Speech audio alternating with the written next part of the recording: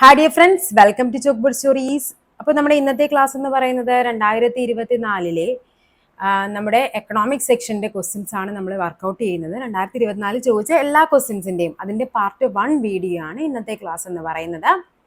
അപ്പോൾ നമുക്ക് എന്ത് ചെയ്യാം, ക്ലാസ്സിലോട്ട് പോകാം. ഫസ്റ്റ് ക്വസ്റ്റ്യൻ നോക്കാം, എന്താ പറഞ്ഞിരിക്കുന്നതെന്ന് നോക്കാം. അജണ്ട 21 എന്നത് എന്തിനെ കുറിക്കുന്നു എന്നാണ് ചോദിച്ചിരിക്കുന്നത്. അജണ്ട 21 ഇത് കേട്ടിട്ടുണ്ടോ നിങ്ങൾ എവിടെയെങ്കിലും? അജണ്ട 21 എന്ന് പറയുന്നത് എന്താണ്? ആഗോള സുസ്ഥിര വികസനമാണ്. എന്ത് പറയുന്നത്? അജണ്ട 21 എന്ന് പറയുന്നത് എന്താണ്? ആഗോള സുസ്ഥിര വികസനം. അതായത് സുസ്ഥിര വികസനവുമായി ബന്ധപ്പെട്ട് നമ്മുടെ UN തയ്യാറാക്കിയ ഒരു ആക്ഷൻ പ്ലാൻ ആണ് ഈ പറയുന്ന അജണ്ട 21 എന്ന് പറയുന്നത്. ഓക്കെ, അതേത് 1992 നമ്മുടെ എവിടെയാണ്, റിയോ ഡി ജനീറോയിൽ നടന്ന ഭൗമ ഉച്ചകോടിയുടെ ഭാഗമായിട്ട് ഈ പറയുന്ന UN തയ്യാറാക്കിയ ഒരു ആക്ഷൻ പ്ലാൻ ആണ് അജണ്ട 21. ഇത് നമ്മുടെ NCERT ടെക്സ്റ്റ് ബുക്കിൽ 10ാം ക്ലാസ്സുകാരുടെ NCERT ടെക്സ്റ്റ് ബുക്കിൽ വ്യക്തമായിട്ട് പറയുന്ന ഒരു ടോപ്പിക്കാണ്. അതിൽ ജസ്റ്റ് അതായത് ആ ഒരു ബോക്സ് സൈഡിൽ നമ്മൾ SCERT പഠിക്കുമ്പോൾ നമ്മൾ പറയത്തില്ലേ ബോക്സ് പഠിക്കണമെന്ന്, അതേപോലെ തന്നെ അവരുടെ ഒരു ബോക്സിൽ കൊടുത്തിരിക്കുന്ന ഒരു ടോപ്പിക്കാണിത് അജണ്ട 21. അപ്പൊ എന്താണത്? ആഗോള സുസ്ഥിര വികസനമാണ് അജണ്ട 21. അത് ഓർത്തിരിക്കുക. UN-ഉമായിട്ട് ബന്ധപ്പെട്ടതാണ്. 1992 ആണ് റിയോ ഡി ജനീറോയിൽ വെച്ച് നടന്ന ഭൗമ ഉച്ചകോടിയുമായി ബന്ധപ്പെട്ട് നടത്തിയ ഒരു ആക്ഷൻ പ്ലാൻ ആയിരുന്നു. നെക്സ്റ്റ് ആണ് യുണൈറ്റഡ് നേഷൻസിന്റെ മാനവ വികസന സൂചിക 2022 പ്രകാരം ഇന്ത്യയുടെ സ്ഥാനം എത്രയെന്നാണ് ചോദിച്ചിരിക്കുന്നത്. ഹ്യൂമൻ ഡെവലപ്മെന്റ് ഇൻഡെക്സ് 2022 ആണ്, അത് 134 ആണ്. ഇനി 2023-24 2023-24 വർഷങ്ങളിലും ഹ്യൂമൻ ഡെവലപ്മെന്റ് ഇൻഡെക്സ് എന്ന് പറയുന്നത് എത്ര തന്നെയായിരുന്നു? 134 ആണ്. അതായത് ഔട്ട് ഓഫ് 193 193 രാജ്യങ്ങളിൽ 134ാമത്തെ സ്ഥാനമായിരുന്നു ആർക്കുള്ളത്? നമ്മുടെ ഇന്ത്യക്കുള്ളത്. അതേപോലെ തന്നെ ഈ ഇതിന്റെ പോയിന്റ് എന്ന് പറയുന്നത് 0.644 പോയിന്റോട് കൂടിയാണ് 134ാമത്തെ പ്ലേസിലേക്ക് ഇന്ത്യ വരുന്നത്. ഈ ഒരു പോയിന്റും കൂടി പഠിച്ചു വെക്കുക. 0.644 ആണ്. ഇന്ത്യയിൽ സാമ്പത്തിക വർഷമായി കണക്കാക്കുന്നത് ഏതാണ്? സാമ്പത്തിക വർഷം എന്ന് പറയുന്നത് ഏപ്രിൽ 1 മുതൽ മാർച്ച് 31 വരെയാണ് ഇന്ത്യയിൽ എന്താണ് സാമ്പത്തിക വർഷമായിട്ട് കണക്കാക്കുന്നത്. 2023 ഗ്ലോബൽ ഹങ്കർ ഇൻഡെക്സ് എന്ന് പറയുമ്പോൾ എന്താണ്? ഹങ്കർ ഇൻഡെക്സിൽ ഇന്ത്യയുടെ സ്ഥാനമാണ് ചോദിച്ചിരിക്കുന്നത്. അത് എത്രയാണ്?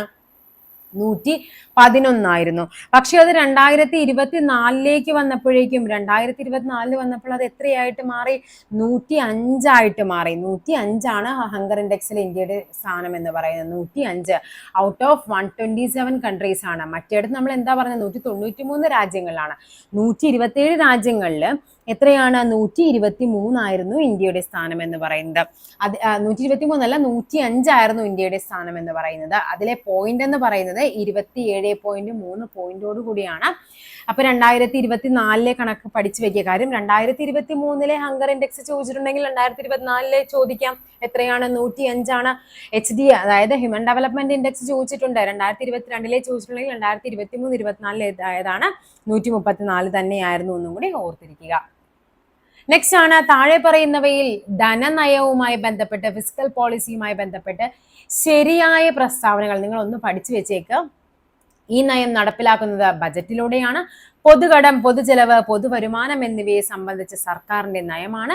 ധനനയത്തിന്റെ ലക്ഷ്യങ്ങളിൽ ഒന്നാണ് അനാവശ്യ ചെലവുകൾ നിയന്ത്രിക്കുക എന്നത്. അപ്പൊ ഇവയെല്ലാം എന്താണ്? ശരിയാണ്. അപ്പൊ നിങ്ങൾ പഠിക്കേണ്ടത് എന്താണ്? ധനനയവുമായി ബന്ധപ്പെട്ട് പഠിക്കേണ്ട 3 സ്റ്റേറ്റ്മെന്റ്സുകളാണ്. നടപ്പാക്കുന്നത് ബജറ്റിൽ കൂടിയാണ്.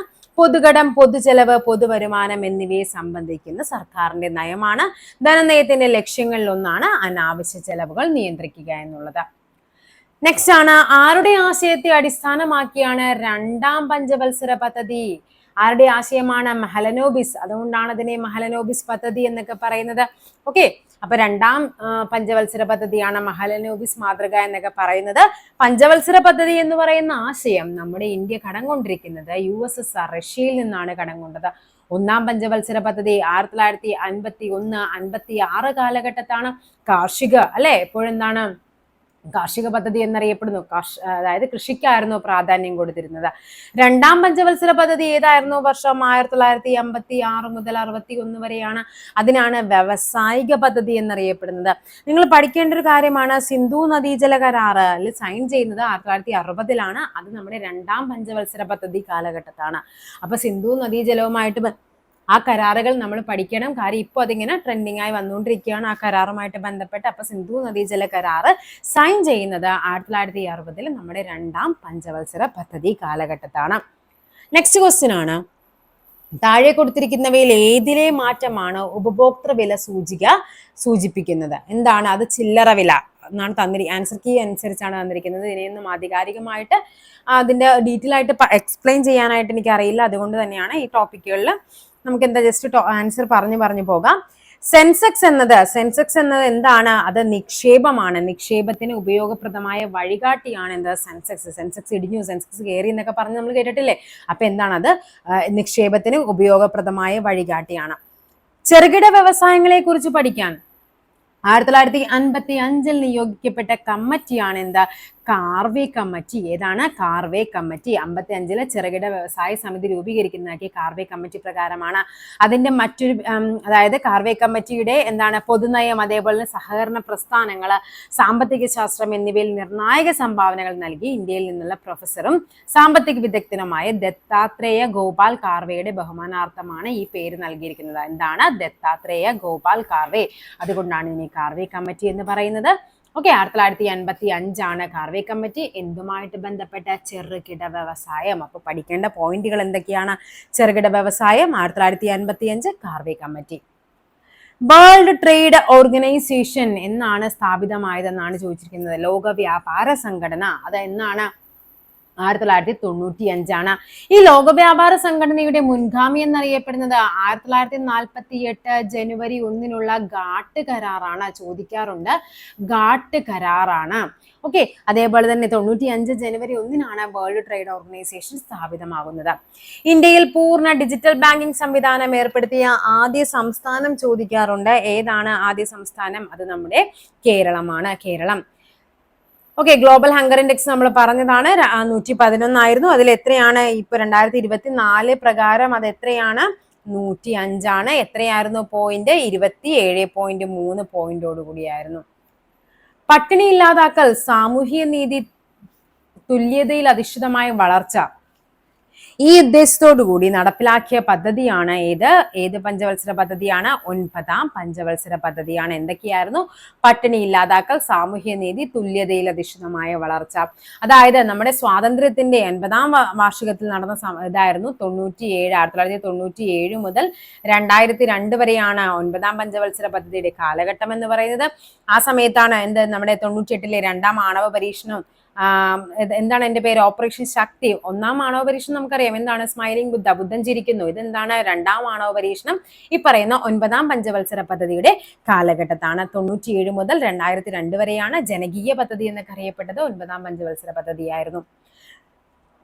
ലക്ഷദ്വീപിൽ ബ്രാഞ്ച് ആരംഭിക്കുന്ന ആദ്യത്തെ സ്വകാര്യ ബാങ്ക് ഏതെന്നാ ചോദിച്ചിരിക്കുന്നത്. ഏതാണ്? അത് HDFC ആണ്. ഓൺലൈൻ ഗെയിം വഴിയുള്ള വരുമാനത്തിന് നിശ്ചയിച്ചിട്ടുള്ള നികുതി എത്രയാണ്? അത് 30% ഓൺലൈൻ ഗെയിം വഴി നമുക്ക് കിട്ടുന്ന വരുമാനത്തിന്റെ നികുതി എന്ന് പറയുന്നത് 30% ആണ്. 2023 സാമ്പത്തിക ശാസ്ത്ര നോബൽ ലഭിച്ചത് ആർക്കായിരുന്നു? Claudia Goldin. ഓക്കെ, അപ്പൊ 2024 സാമ്പത്തിക ശാസ്ത്ര നോബൽ പ്രൈസ് ആർക്കൊക്കെയായിരുന്നു? അതിൽ 3 പേർക്കായിരുന്നു. അതിൽ ഒന്നാമത്തതാണ് ഡാരൻ അസമെഗ്ലു. ആരാണ്? ഡാരൻ അസമെഗ്ലു. രണ്ടാമത്തെ വ്യക്തിയാണ് ആര്? Simon Johnson. മൂന്നാമത്തെ വ്യക്തിയാണ് ജെയിംസ് എ റോബിൻസൺ. ആരാണ്? James A Robinson. ഇങ്ങനെ 3 പേർക്കായിരുന്നു 2024 സാമ്പത്തിക ശാസ്ത്രത്തിന് നോബൽ പ്രൈസ് ലഭിച്ചത്. നെക്സ്റ്റ് ക്വസ്റ്റ്യൻ ആണ്, 4ാം പഞ്ചവത്സര പദ്ധതിയുടെ ലക്ഷ്യങ്ങളിൽ ഉൾപ്പെടുന്നവയേവ? എന്തൊക്കെയായിരുന്നു? സ്ഥിരതയോടുകൂടിയ വളർച്ചയും സ്വാശ്രയത്വവുമായിരുന്നു. അപ്പൊ ഏതാണ് ആൻസർ? ഓപ്ഷൻ എ 1ഉം 3ഉമാണ്. 1969 മുതൽ 74 വരെയാണ് 4ാം പഞ്ചവത്സര പദ്ധതി. നമ്മുടെ 69 ആദ്യ ബാങ്ക് ദേശസാൽക്കരണം ഏത് വർഷമായിരുന്നു? 69. 14 ബാങ്കുകളെ ദേശസാൽക്കരിക്കുന്നുണ്ട് 1969. അത് ഏത് പഞ്ചവത്സര പദ്ധതിയുടെ കാലഘട്ടത്താണ്? 4ാം പഞ്ചവത്സര പദ്ധതിയാണ്. ഓപ്പറേഷൻ ഫ്ലഡ്, ധവള വിപ്ലവം, അത് ഏത് കാലഘട്ടത്താണ്? 4ാം പഞ്ചവത്സര പദ്ധതിയുടെ കാലഘട്ടത്തിലായിരുന്നു. ഓക്കെ, നെക്സ്റ്റ് നോക്കാം.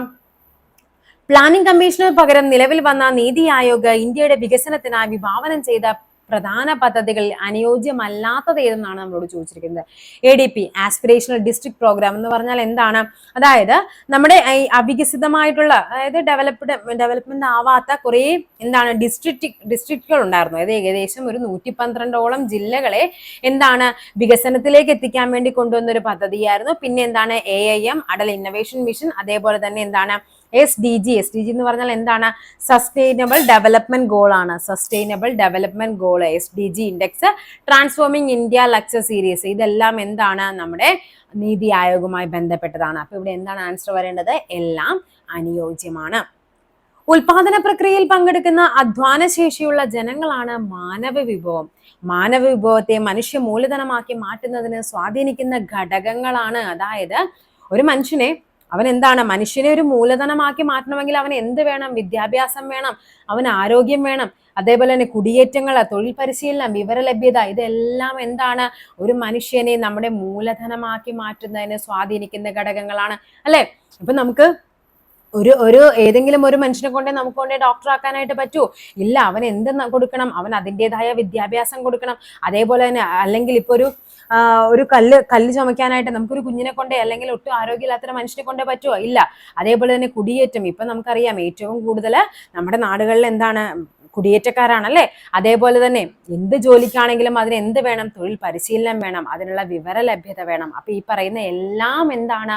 ഒരു ഉൽപാദന പ്രക്രിയയിൽ നമുക്കറിയാം നമ്മുടെ ഒരു മൂലധനമാണ് മാനവ വിഭവം എന്ന് പറയുന്നത്. അതിനെ ഒരു മൂലധനമാക്കി മാറ്റാനായിട്ട് ഇതെല്ലാം എന്താണ്? സ്വാധീനിക്കുന്ന ഘടകങ്ങളാണ്. ചേരുംപടി ചേർക്കാനാണ് പറഞ്ഞിരിക്കുന്നത്. ഉദാരവൽക്കരണം, ആഗോളവൽക്കരണം, സ്വകാര്യവൽക്കരണം. നമുക്കറിയാം ഗ്ലോബലൈസേഷൻ, പ്രൈവറ്റൈസേഷൻ എന്നൊക്കെ പറഞ്ഞ് നമ്മൾ ഈ പുത്തൻ സാമ്പത്തിക നയവുമായി ബന്ധപ്പെട്ട് ഒരു ക്ലാസ് എക്കണോമിക്സുമായിട്ട് ബന്ധപ്പെട്ട് ചെയ്തിട്ടിട്ടുണ്ട്. അതിൽ എക്കണോമിക്സ്, നിങ്ങൾ പ്ലേലിസ്റ്റ് കയറിയിട്ട് എക്കണോമിക്സ് എന്ന് പറയുന്നത് സെർച്ച് ചെയ്ത് നോക്കിക്കഴിഞ്ഞാൽ, അല്ലെങ്കിൽ ഞാനിതിന്റെ ഡിസ്ക്രിപ്ഷനിൽ കൊടുത്തിരിക്കാം, അല്ലെങ്കിൽ ഫസ്റ്റ് കമന്റ് ആയിട്ട് പിൻ ചെയ്തിരിക്കാം. അതായത് ആ ഒരു ടോപ്പിക്കുമായി ബന്ധപ്പെട്ട് ചോദിച്ചിരിക്കുന്ന എല്ലാ ക്വസ്റ്റ്യൻസും അതിൽ ഉൾപ്പെടുത്തിയിട്ടുണ്ടായിരുന്നു. ഒന്ന് ചെയ്ത് നോക്കുന്നത് ഉപകാരപ്പെടും.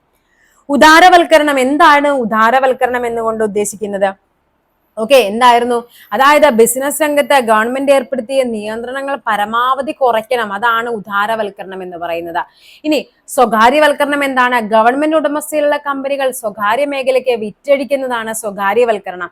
ആഗോളവൽക്കരണം എന്ന് പറഞ്ഞാൽ എന്താണ്? വിദേശ വ്യാപാരം വർദ്ധിപ്പിക്കുക. ആഗോളം, അതായത് നമ്മുടെ മാർക്കറ്റിനെ എന്താണ്? ആഗോളവൽക്കരിക്കുക, വിദേശ വ്യാപാരം വർദ്ധിപ്പിക്കുക. അതാണ് ആഗോളവൽക്കരണം എന്ന് പറയുന്നത്. അപ്പൊ A2 അതേപോലെ തന്നെ എന്താണ്? B എന്ന് പറയുന്നത് 3, C എന്ന് പറയുന്നത് 1. ആൻസർ വരേണ്ടത് ഓപ്ഷൻ B ആണ്. നെക്സ്റ്റ് ആണ് ചേരുംപടി ചേർക്കാനാണ്. തൊഴിലില്ലായ്മ നമുക്ക് എല്ലാവർക്കും കേട്ടിട്ടുണ്ടല്ലേ? തൊഴിലില്ലായ്മ എന്താണ്? വേണ്ട എന്തൊക്കെയാണ്? പ്രകടമായ തൊഴിലില്ലായ്മ, ഘടനാപരമായ തൊഴിലില്ലായ്മ, കാലികമായ തൊഴിലില്ലായ്മ, പ്രച്ഛന്ന തൊഴിലില്ലായ്മ. എന്താണ് അതിന്റെ വ്യത്യാസം എന്നാണ് നമുക്ക് അറിയേണ്ടത്. കാലികമായ എന്ന് പറയുമ്പോൾ എന്തായിരിക്കും? അതായത് പ്രത്യേക ടൈമില് തൊഴിലുണ്ടാവില്ല. അതാണ് നമ്മൾ ഈ പറയുന്ന കാലികമായ തൊഴിലില്ലായ്മ എന്ന് പറയുന്നത്. അപ്പൊ നമുക്ക് അതൊന്ന് മാച്ച് ചെയ്ത് നോക്കാം. 16, അതായത് C എന്ന് പറയുന്നത് 1, പ്രത്യേക കാലത്തെ തൊഴിലില്ലായ്മയാണ്. അപ്പൊ നോക്കിക്കേ, C ഒന്നുള്ളത്, ബാക്കി എല്ലാം അങ്ങ് കട്ട് ചെയ്ത് ആൻസർ ഏതാണ്? ഓപ്ഷൻ B ആണ്. അപ്പൊ നമുക്ക് ഓരോന്നും നോക്കാം. പ്രകടമായ തൊഴിലില്ലായ്മ, അതായത് എന്താണ്? തൊഴിൽ ചെയ്യാനായിട്ട് സന്നദ്ധരായിട്ടും എന്തുണ്ട്? തൊഴിൽ ലഭിക്കാത്ത അവസ്ഥ. അവിടെ അതെന്ന് പറയാൻ ശരിക്കും ഒരു തൊഴിലില്ലായ്മയാണ്. നമുക്ക് തൊഴിൽ ചെയ്യാനായിട്ട് ഞാൻ റെഡിയാണ്, പക്ഷെ എനിക്ക് തൊഴിൽ കിട്ടുന്നില്ല. അപ്പൊ അതെന്താണ്? അതൊരു പ്രകടമായ തൊഴിലില്ലായ്മയാണ്. ഓക്കെ, നെക്സ്റ്റ് നോക്കാം. ഘടനാപരമായ തൊഴിലില്ലായ്മ B4, അതായത് എന്താണ്? സാങ്കേതിക വിദ്യയുടെ പ്രയോഗം മൂലം തൊഴിൽ നഷ്ടമാകുന്ന അവസ്ഥ അല്ലെ? ഇപ്പൊ എന്താണ്? എല്ലായിടത്തും ഇപ്പൊ പണ്ട് കാലങ്ങളിൽ നമ്മൾ പരസ്യം ചെയ്യാനായിട്ട് തന്നെ നമുക്കറിയാം കുറെ മോഡൽസ് ഉണ്ടാകും അല്ലെ? കുറെ വീഡിയോ ഷൂട്ടും കാര്യങ്ങളും. ഇപ്പൊ നോക്കിക്കേ, ഏതൊരു സ്ഥലത്ത് ചെന്നാലും പരസ്യം എന്ന് പറയുന്ന AI ആണ് അല്ലെ? അപ്പൊ എന്തായിരിക്കും? സ്വാഭാവികമായിട്ടും ടെക്നോളജി ഡെവലപ്പ് ആയപ്പോഴേക്കും നമുക്ക് എന്താണ്? ഒത്തിരി പേർക്ക് അവിടെ തൊഴില് ഇല്ലാണ്ട് വന്നു. അപ്പൊ അതിനെയാണ് ആ ഘടനാപരമായ തൊഴിലില്ലായ്മ എന്ന് പറയുന്നത്. പ്രച്ഛന്ന തൊഴിലില്ലായ്മ എന്താണ്? വേണ്ടതിലധികം ആളുകൾ എന്ത് ചെയ്യുന്നുണ്ട്? ഒരു തൊഴിൽ തന്നെ ചെയ്യുന്നു. അതിനെയാണ് നമ്മൾ പ്രച്ഛന്ന തൊഴിലില്ലായ്മ എന്ന് പറയുന്നത്. അപ്പൊ പ്രകടമായ തൊഴിലില്ലായ്മ എന്ന് പറഞ്ഞാൽ എന്താണ്? അതാണ് ശരിക്കും, അതായത് തൊഴിൽ ചെയ്യാൻ ഞാൻ റെഡിയാണ്, പക്ഷെ എനിക്ക് എന്താണ്? തൊഴിൽ ലഭിക്കുന്നില്ല. ഘടനാപരം എന്ന് പറയുമ്പോൾ സാങ്കേതിക വിദ്യ, നമ്മുടെ ടെക്നോളജി ഡെവലപ്പ് ആവുന്നത് അനുസരിച്ചിട്ട് നമ്മുടെ തൊഴിൽ നഷ്ടമാകുന്ന അവസ്ഥയാണ് ഘടനാപരം എന്ന് പറയുന്നത്. കാലികം, കാലത്തിനനുസരിച്ച് ചില സമയങ്ങളിൽ ഇപ്പൊ നമുക്കറിയാം നല്ല മഴകൾ, ഇപ്പം ഒരു പെയിന്റ് പണിക്കാരനാണ്, നല്ല മഴയുള്ള സമയത്ത് ചിലപ്പോൾ അവന് പണി ഉണ്ടാവില്ല, ഉണ്ടോ? അങ്ങനെയാണ് കാലികമായ തൊഴിലില്ലായ്മ എന്ന് പറയുന്നത്. പ്രച്ഛന്ന തൊഴിലില്ലായ്മ എന്ന് പറയുന്നത് കുറെ പേര് ഒരേ തൊഴിൽ ചെയ്യുന്നുണ്ട്. അതിനെയാണ് നമ്മൾ പ്രച്ഛന്ന തൊഴിലില്ലായ്മ എന്ന് പറയുന്നത്. ഓക്കെ, നെക്സ്റ്റ് നോക്കാം. ചേരുംപടി ചേർക്കാനാണ് പറഞ്ഞിരിക്കുന്നത്. ഒന്നാം പഞ്ചവത്സര പദ്ധതി 2, 3, 9, 11. ഗാഡ്ഗിൽ യോജന, കൃഷിക്ക് പ്രാധാന്യം, PC മഹലനോബിസ്, സാമൂഹ്യ നീതിയിലും സമത്വത്തിലും അധിഷ്ഠിതമായ വളർച്ച, ഇൻക്ലൂസീവ് ഗ്രോത്ത്. ഇവിടെ നമുക്കറിയാവുന്ന ഒരു കാര്യമാണ്, രണ്ടാം പഞ്ചവത്സര പദ്ധതിയാണ് എന്ത്, PC മഹലനോബിസ് ആണെന്നറിയാം. ഒന്നാം പഞ്ചവത്സര പദ്ധതി കൃഷിക്ക് പ്രാധാന്യം നൽകിയെന്നറിയാം. അത് രണ്ടും നമുക്ക് നോക്കാം. A എന്ന് പറയുന്ന 2, A2 ഉള്ളത് 2 ഉണ്ട്, B3 ആണ്. ഓക്കെ, അപ്പൊ നമുക്ക് ബാക്കിയൊക്കെ അങ്ങ് കട്ട് ചെയ്ത് കളയാം. ഇനി ഇവിടെ നോക്കിക്കേ, A2, B3, C1, D4, E5. ഇതിൽ മാത്രമാണ് ഇവിടെ വ്യത്യാസം വന്നിരിക്കുന്നത്. നിങ്ങൾ ഇനി അതിന് രണ്ടിനെയും മാത്രം കമ്പയർ ചെയ്ത് നോക്കിയാൽ മതി. ബാക്കി 2, 3 നോക്കേണ്ട ആവശ്യമേ ഇല്ല. നോക്കാം നമുക്ക്. മൂന്നാം പഞ്ചവത്സര പദ്ധതി എന്ന് പറയുന്ന അപ്പൊ എന്താണ്, ഗാഡ്ഗിൽ യോജനയാണ്.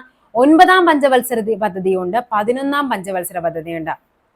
ഈ പറയുന്ന 9ാം പഞ്ചവത്സര പദ്ധതിക്കും ഈ 11ന് ഇമ്പോർട്ടന്റ് ഉണ്ട്. 11 എന്ന് പറയുന്നത് ഇൻക്ലൂസീവ് ഗ്രോത്ത് ആയിട്ട് നമ്മൾ പറയുന്നുണ്ട്. അതായത് എല്ലാവരെയും ഉൾപ്പെടുത്തിയുള്ളത്. അപ്പൊ ഇൻക്ലൂസീവ് ഗ്രോത്ത് ആണ് 11 എന്ന് പറയുന്നത്. 9 എന്ന് പറയുന്ന സാമൂഹ്യ നീതിയിലും സമത്വത്തിലും അധിഷ്ഠിതമായ വളർച്ചയാണ്. അപ്പൊ ആൻസർ ഏതാണ്? ഓപ്ഷൻ എ ആണ് നമുക്ക് ആൻസർ ആയിട്ട് വരേണ്ടത്. ഓക്കെ, നെക്സ്റ്റ് ക്വസ്റ്റ്യൻ നോക്കാം. ഒരു ബജറ്റിലെ മൊത്തം ചെലവിൽ നിന്ന് മൊത്തം വരവ് കുറച്ചാൽ കിട്ടുന്നതാണ് ബജറ്റ് കമ്മി. അപ്പൊ എന്താണ് ബജറ്റ് കമ്മി? ഒരു ബജറ്റിലെ മൊത്തം ചെലവിൽ നിന്ന് മൊത്തം വരവ് കുറച്ചാൽ കിട്ടുന്നത്. അതേസമയം കടം വാങ്ങൽ ഒഴികെയുള്ള മൊത്തം വരവ് മൊത്തം ചിലവിൽ നിന്ന് കുറച്ചാൽ കിട്ടുന്നതാണ് ധനക്കമ്മി. അപ്പൊ ധനക്കമ്മിയും ബജറ്റ് കമ്മിയും എന്താണെന്ന് മനസ്സിലായില്ലേ?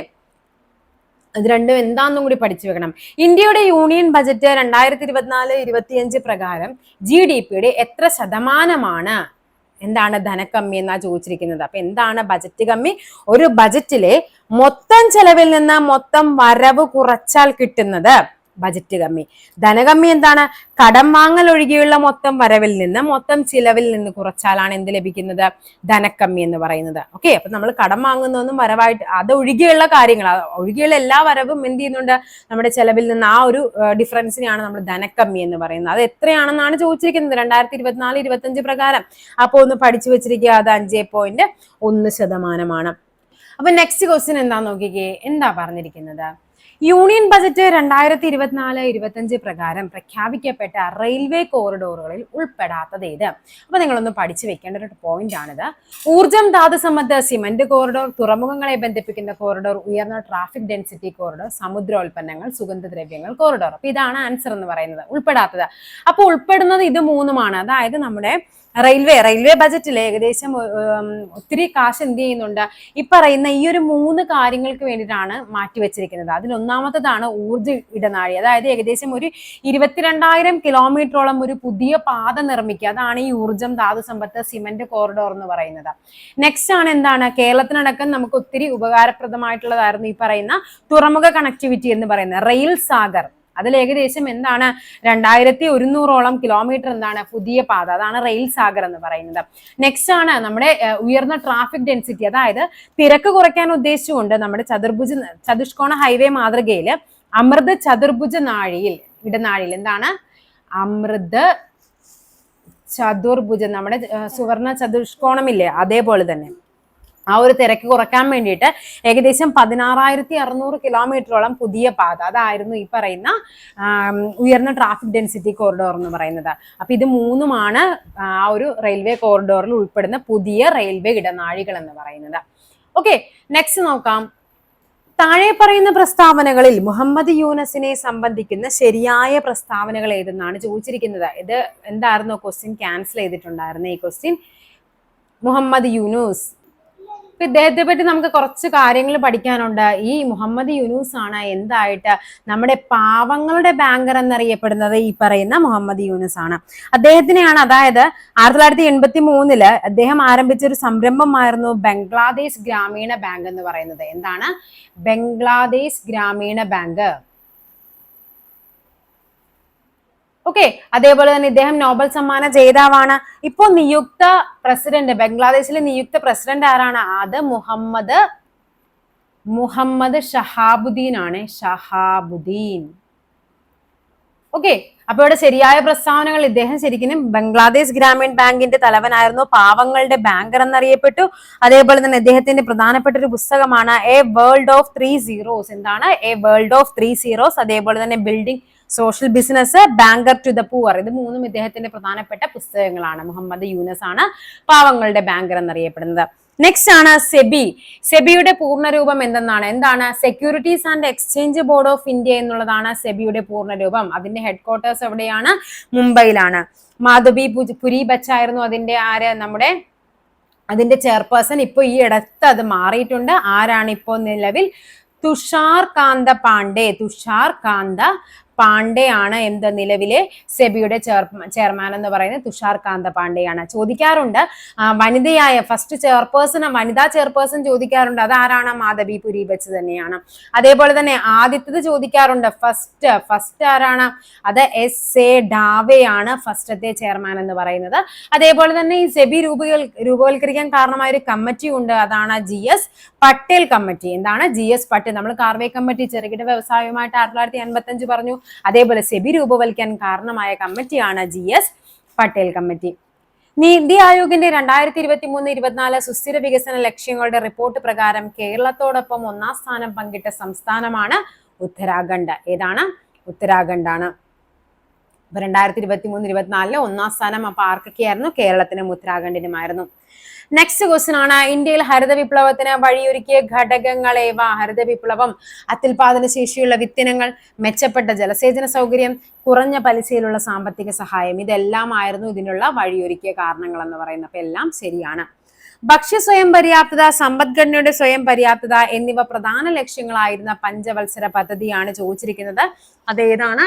3ാം പഞ്ചവത്സര പദ്ധതിയാണ്. ഓക്കെ, നമ്മുടെ നെക്സ്റ്റ് ക്വസ്റ്റ്യൻ ആണ് പറഞ്ഞിരിക്കുന്നത്. എന്താണെന്ന് നോക്കിക്കേ. ഒരു ദ്വിമേഖലാ സമ്പദ് വ്യവസ്ഥയിൽ ഉൾപ്പെടുന്ന മേഖലകളെ സംബന്ധിച്ച് ശരിയായ ജോഡി കണ്ടെത്തുക എന്നുള്ളതാണ്. അതായത് നമ്മൾ ഈ ക്വസ്റ്റ്യൻ കാണുമ്പോൾ നമ്മൾ പെട്ടെന്ന് നമ്മൾ പ്രൈമറി, സെക്കൻഡറി, ടേഴ്സറി സെക്ടർ അതാണെന്ന് വിചാരിക്കരുത്. ഇതെന്ന് പറയുന്നത് അതായത് ഒരു കുടുംബവും സംരംഭവും, ഇതാണ് ഇതിന്റെ ആൻസർ എന്ന് പറയുന്നത്. കുടുംബവും സംരംഭവുമാണ്. അവിടെ എന്താണ്? ഗവൺമെന്റോ അല്ലെങ്കിൽ എന്താണ് വിദേശ മേഖലയോ ഒന്നും വരുന്നില്ല. അത് ശരിക്കും ശരിക്കും അതൊരു ക്ലോസ്ഡ്, ഒരു സർക്കുലർ ഇതാണ്. അതായത് ഒരു ഹൗസും ഉണ്ടാകും, ഒരു ഹൗസ് ഹോൾഡും ഉണ്ടാകും, അതുമായിട്ട് ബന്ധപ്പെട്ട ഒരു ഫേമും ഉണ്ടാകും. അതായത് കുടുംബവും അതേപോലെ സംരംഭങ്ങളും ഉണ്ടാകും. അവിടെ എന്തൊക്കെ വരുന്നില്ല? ഗവൺമെന്റും വിദേശ മേഖല, ഫോറിൻ സെക്ടറും അവിടെ എന്ത് ചെയ്യുന്നില്ല? ഇൻക്ലൂഡ് ചെയ്യുന്നില്ല. അപ്പൊ ഒന്ന് പഠിച്ചു വെക്കുക. കുടുംബവും സംരംഭങ്ങളുമാണ് 2 സെക്ടർ ദ്വിമേഖല എന്ന് പറയുന്നത് കേട്ടോ. നെക്സ്റ്റ് ആണ് താഴെ പറയുന്നവയിൽ തൃതീയ മേഖല. നമുക്കറിയാം നമ്മുടെ ടോട്ടൽ ഇതിനെ നമ്മൾ 3ആക്കി തിരിക്കുന്നുണ്ട്. പ്രൈമറി സെക്ടർ പ്രാഥമിക മേഖല അഥവാ കാർഷിക മേഖല, സെക്കൻഡറി സെക്ടർ ദ്വിതീയ മേഖല അഥവാ വ്യാവസായിക മേഖല, ടേഴ്സറി സെക്ടർ തൃതീയ മേഖല അഥവാ സേവന മേഖല എന്നുള്ളത്. അതിൽ തൃതീയ മേഖലയിൽ വരുന്നതാണ് എന്താ? വാർത്താവിനിമയം. ഈ പറയുന്ന ഖനനം എന്ന് പറയുന്ന എവിടെയാണ്? അതൊക്കെ നമ്മൾ ഫസ്റ്റ് ഡയറക്റ്റ് നമ്മൾ ഭൂമിയിൽ നിന്ന് എന്ത് ചെയ്യുന്നു അതെല്ലാം പ്രൈമറി സെക്ടറിൽ വരും. അതുമായിട്ട് ബന്ധപ്പെട്ട് വരുന്ന എല്ലാ പ്രോസസ്സും, അതായത് ഇപ്പൊ സെക്കൻഡറി ആയിട്ട് വരുന്നതെന്ന് പറഞ്ഞാൽ ഇപ്പൊ നമ്മൾ കളിമണ്ണ് നമ്മൾ ഭൂമിയിൽ നിന്ന് മണ്ണെടുക്കുന്നത്, അത് വെച്ച് നമ്മളൊരു കലം ഉണ്ടാക്കുകയാണെങ്കിൽ അത് എന്തായിരിക്കും? അതൊരു സെക്കൻഡറി സെക്ടർ ആയിരിക്കും കേട്ടോ. നെക്സ്റ്റ് ക്വസ്റ്റ്യൻ നോക്കിക്കേ. താഴെ പറയുന്ന 2 പ്രസ്താവനകൾ തന്നിട്ടുണ്ട്. അതിലെന്താണ്? ഒന്നെന്താണ്? Assertion and reason. ആ ഒരു ടൈപ്പ് ക്വസ്റ്റ്യൻ ആണ് പറഞ്ഞിരിക്കുന്നത്. അതിൽ എന്താണെന്ന് നോക്കാം നമുക്ക്. എന്താണ് അസേർഷൻ തന്നിരിക്കുന്നത്? 2ാം പഞ്ചവത്സര പദ്ധതി അടിസ്ഥാന ഘന വ്യവസായങ്ങളിലുള്ള പൊതുമേഖലാ നിക്ഷേപത്തിന് ഊന്നൽ നൽകുന്നു.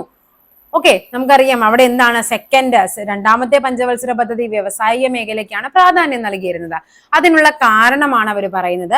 ഇന്ത്യയിലെ സ്വകാര്യ മേഖല ദുർബലവും വൻകിട നിക്ഷേപം നടത്തുന്നതിനോ നിക്ഷേപ സമാഹരണം നടത്തുന്നതിനുള്ള ശേഷിയും പ്രാപ്തിയും ഉണ്ടായിരുന്നില്ല.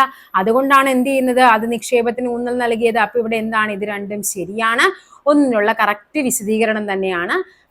എയും 6 ശരിയാണ്. 6 എന്ന് പറയുന്നത് എക്കുള്ള കൃത്യമായ വിശദീകരണമാണെന്നുള്ളതാണ്. ഓക്കെ, നെക്സ്റ്റ് നോക്കാം.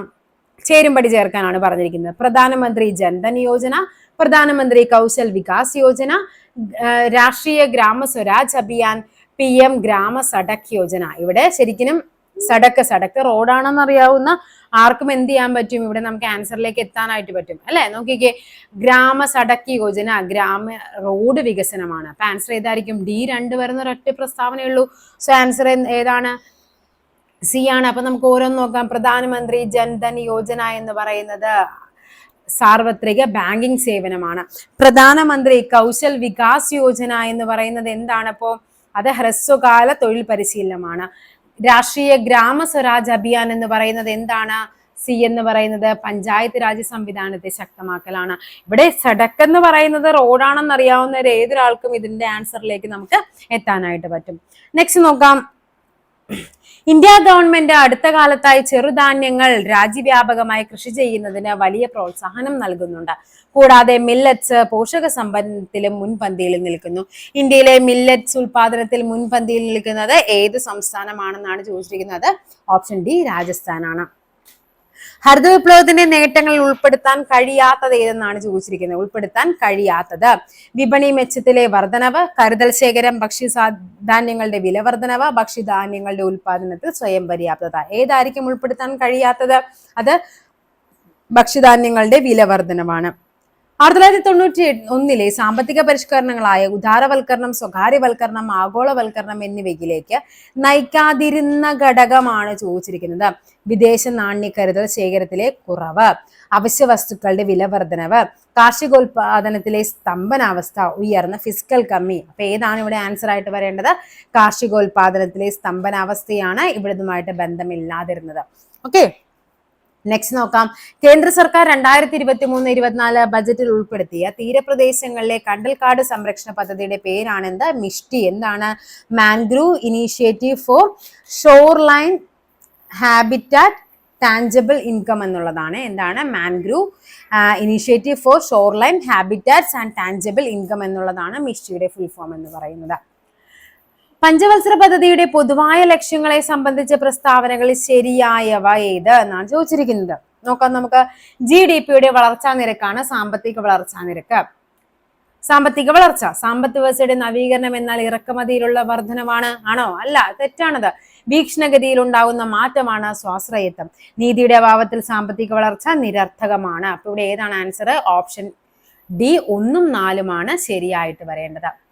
പണരഹിത സമ്പദ്ഘടനയ്ക്ക് കാരണമാകാത്ത ഘടകം നേരിട്ടുള്ള ആനുകൂല്യ കൈമാറ്റം, ബാങ്കുകളുടെ ലയനം, നെറ്റ് ബാങ്കിങ്, ജൻധൻ അക്കൗണ്ടുകൾ. എന്തായിരിക്കും? ബാങ്കുകളുടെ ലയനമാണ് പണരഹിത സമ്പദ്ഘടനയുടെ കാരണമാകാത്ത ഘടകം. ഓക്കെ, നെക്സ്റ്റ് നോക്കാം. സാമ്പത്തിക നയപരിഷ്കരണ കാലഘട്ടത്തിൽ കാർഷിക രംഗത്തെ പ്രശ്നങ്ങൾക്ക് കാരണമാകാത്ത വസ്തുതയാണ് ചോദിച്ചിരിക്കുന്നത്. ഏതാണ്? കാർഷിക രംഗത്തെ പ്രശ്നങ്ങൾക്കാണ്. അപ്പൊ കാർഷിക മേഖലയിലെ പൊതുമൂലധന നിക്ഷേപത്തിന്റെ കുറവ് അതൊരു പ്രശ്നമാണ്. കാർഷികോൽപ്പന്നങ്ങളുടെ ഇറക്കുമതി വർധനവ്, കാർഷിക നിവേശനങ്ങളുടെ വർധനവ്. അപ്പൊ ഇവിടെ ഏതാണ് ആൻസർ ആയിട്ട് വരേണ്ടത്? GDP-യുടെ ഉയർന്ന വളർച്ചാ നിരക്കാണ് കാരണമാകാത്ത വസ്തുത എന്ന് പറയുന്നത്. താഴെ കൊടുത്തിരിക്കുന്നവയിൽ ശരിയായി യോജിപ്പിച്ച ജോഡികൾ ഏതൊക്കെയാണെന്നാണ്. ഘടനാപരമായ നീക്കുപോക്ക് നടപടി, ദീർഘകാലം. ശരിയാണ്. ഇറക്കുമതി ചുങ്കം കുറയ്ക്കൽ, അതെന്താണ്? വ്യാപാര ഉദാരവൽക്കരണമാണ് അല്ലെ, ഉദാരവൽക്കരണവുമായി ബന്ധപ്പെട്ടതാണ്. മൂല്യ ന്യൂനീകരണം വ്യാവസായിക പരിഷ്കരണവുമായി ബന്ധപ്പെട്ടതല്ല. പൊതുചെലവ് അതെന്താണ്? പണനയം. ഇത് രണ്ടും തെറ്റാണ്. ആൻസർ വരേണ്ടത് ഓപ്ഷൻ എ 1ഉം 2ഉമാണ്. ഇന്ത്യയിൽ ഉദാരവൽക്കരണത്തിന് കാരണമായത് എന്താണെന്ന്? ഉദാരവൽക്കരണം, വ്യാപാര രംഗത്തുള്ള ചൈനയുടെ മുന്നേറ്റം. നെക്സ്റ്റ് എന്താണ്? ഇന്ത്യയുടെ കടുത്ത സാമ്പത്തിക പ്രതിസന്ധിയും കമ്മിയും, ഇന്ത്യയും പാകിസ്ഥാനുമായുള്ള യുദ്ധം, കേന്ദ്ര ഗവൺമെന്റ് നിയന്ത്രണത്തിലുള്ള അതിർത്തി. ശരിക്കും ഇന്ത്യ കടുത്ത സാമ്പത്തിക പ്രതിസന്ധി നേരിട്ടപ്പോഴാണ് എന്ത് ചെയ്യുന്നത്? ഉദാരവൽക്കരണത്തിന് ഇന്ത്യയെ പ്രേരിപ്പിച്ചത്. നെക്സ്റ്റ് നോക്കാം. താഴെ പറയുന്നവയിൽ ബാങ്കിങ് ഇതര സ്ഥാപനം ധനകാര്യ സ്ഥാപനം അല്ലാത്തത്. ഇൻവെസ്റ്റ്മെന്റ് കമ്പനികൾ ബാങ്കിങ് ഇതരമാണ്. ഇൻഷുറൻസ് ബാങ്കുകൾ, മ്യൂച്വൽ സേവിങ്സ് ബാങ്കുകൾ ഇതെല്ലാം ബാങ്കിങ് ഇതരമാണ്. അപ്പൊ ഏതാണ്? അത് വാണിജ്യ ബാങ്കുകളാണ് ബാങ്കിങ് ഇതര ധനകാര്യ സ്ഥാപനം അല്ലാത്തത്.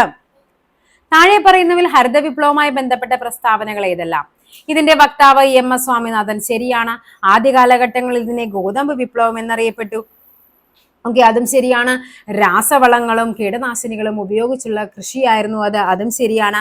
ഹരിത വിപ്ലവം വ്യവസായിക വികസനം സാധ്യമാക്കി. ഇവിടെ ആൻസർ എന്ന് പറയുന്നത് ഓപ്ഷൻ സി 1ഉം 2ഉം 3ഉമാണ് ആൻസർ ആയിട്ട് വരേണ്ടത്. പാലിന്റെയും പയർവർഗ്ഗങ്ങളുടെയും ഉൽപാദന കാര്യത്തിൽ നിലവിൽ ഇന്ത്യക്ക് എത്രാം സ്ഥാനമാണ്? നിലവിൽ ഇന്ത്യക്ക് 1ആം സ്ഥാനമാണ്. 16ാം ധനകാര്യ കമ്മീഷന്റെ ചെയർമാനായി നിയോഗിക്കപ്പെട്ടതാണ് അരവിന്ദ് പനഗരിയ. 16ാം ധനകാര്യ കമ്മീഷൻ ചെയർമാനാണ് അരവിന്ദ് പനഗരിയ. താഴെ പറയുന്ന പ്രസ്താവനകളിൽ 2ാം പഞ്ചവത്സര പദ്ധതിയുമായി ബന്ധമില്ലാത്തത്. മഹലനോബിസ് മാതൃകയെ അടിസ്ഥാനമാക്കിയുള്ളതാണ്. ശരിയാണ്. നമുക്കറിയാം വ്യാവസായികമായിരുന്നല്ലേ ഏറ്റവും ഇമ്പോർട്ടന്റ് 2ാം പഞ്ചവത്സര പദ്ധതി എന്ന് പറയുമ്പോൾ. പിന്നെന്താ പറഞ്ഞിരിക്കുന്നത്? വ്യവസായിക വികസനത്തിൽ ശ്രദ്ധ കേന്ദ്രീകരിച്ചു. വിദേശ രാജ്യങ്ങളുടെ സഹായത്തോടെ രാജ്യത്തിന്റെ വിവിധ ഭാഗങ്ങളിൽ ഉരുക്ക് നിർമ്മാണശാലകൾ സ്ഥാപിച്ചു. ഇതും ശരിയാണ്. ബന്ധമില്ലാത്തതാണ്. സോ ആൻസർ വരേണ്ടത് ഓപ്ഷൻ എ 2 മാത്രമാണ് ബന്ധമില്ലാത്തതെന്ന് പറയുന്നത്. നെക്സ്റ്റ് ക്വസ്റ്റ്യൻ നോക്കാം. ഹരിത വിപ്ലവവുമായി ബന്ധപ്പെട്ട ചുവടെ ചേർത്തിരിക്കുന്ന പ്രസ്താവനകളിൽ ശരിയായത് ഏതെന്നാണ് ചോദിച്ചിരിക്കുന്നത്. നോക്കാം നമുക്ക്. ഡോക്ടർ MS സ്വാമിനാഥൻ ഇന്ത്യൻ ഹരിത വിപ്ലവത്തിന്റെ പിതാവ് എന്നറിയപ്പെട്ടു. ശരിയായ പ്രസ്താവനയാണ്. ഇന്ത്യയിൽ ഹരിത വിപ്ലവവും ഗോതമ്പ് വിപ്ലവം എന്നറിയപ്പെട്ടു. അതും ശരിയാണ്. ഇനി എന്താണ്? ഹരിത വിപ്ലവം ധനിക കർഷകരും ദരിദ്ര കർഷകരും തമ്മിലുള്ള വിടവ് വർദ്ധിപ്പിച്ചു. ഇതും ശരിയാണ്.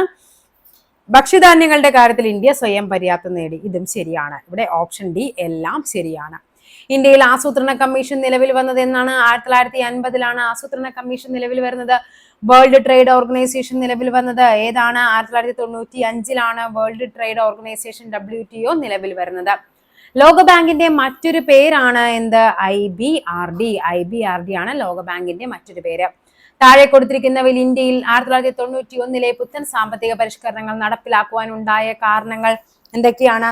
ഗൾഫ് യുദ്ധം, അതേപോലെ വിദേശ നാണയ കരുതൽ ശേഖരത്തിന്റെ കുറവ്, ഉയർന്ന ഫിസ്ക്കൽ കമ്മി, പെട്രോളിയം ഉൽപ്പന്നങ്ങളുടെ വില വർധനവ്. അതായത് ഇതെല്ലാം എന്താണ്? പുത്തൻ സാമ്പത്തിക നയം നടപ്പിലാക്കുവാനായിട്ട് ഉണ്ടായ കാരണങ്ങളായിരുന്നു.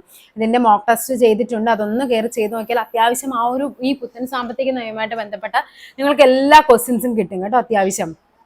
റിസർവ് ബാങ്ക് ഓഫ് ഇന്ത്യയുടെ ഇപ്പോഴത്തെ ഗവർണർ ആരാണ്? ഇപ്പോഴത്തെ ഗവർണർ സഞ്ജയ് മൽഹോത്ര അല്ലെ. 26ാമത്തെ വ്യക്തിയാണ് ആര്? സഞ്ജയ് മൽഹോത്ര. 25ാമത്തെ വ്യക്തിയായിരുന്നു ആര്? ശക്തികാന്ത ദാസ്. ഇതിന്റെ ആൻസർ ഇത് 25ാമത്തെ വ്യക്തിയായിരുന്നു. ഇപ്പൊ നിലവിൽ ആരാണ്? സഞ്ജയ് മൽഹോത്രയാണ്. 2022-23 കേന്ദ്ര ബഡ്ജറ്റ് അവതരിപ്പിച്ചത് ആരാണ്? നിർമ്മല സീതാരാമനാണ്. ഓക്കെ, അപ്പൊ ഏകദേശം കുറച്ച് ക്വസ്റ്റ്യൻ പേപ്പർ ആയിട്ടുള്ളൂ. ഇനിയും ഉണ്ട് ഒത്തിരി ക്വസ്റ്റ്യൻ പേപ്പർ. എന്നിട്ട് നമുക്ക് ലാസ്റ്റ് അത് ഒരുമിച്ച് നമുക്ക് ഒരൊറ്റ ക്ലാസ് ആക്കിയാണെങ്കിലും ചെയ്യാമത്. അപ്പൊ ഇന്നത്തെ പാർട്ട് 1 വീഡിയോയാണ്. എല്ലാവരും വീഡിയോ കണ്ട് നോട്ടൊക്കെ എഴുതി വെച്ച് പഠിക്കുക. എല്ലാവർക്കും all the best. Thank you.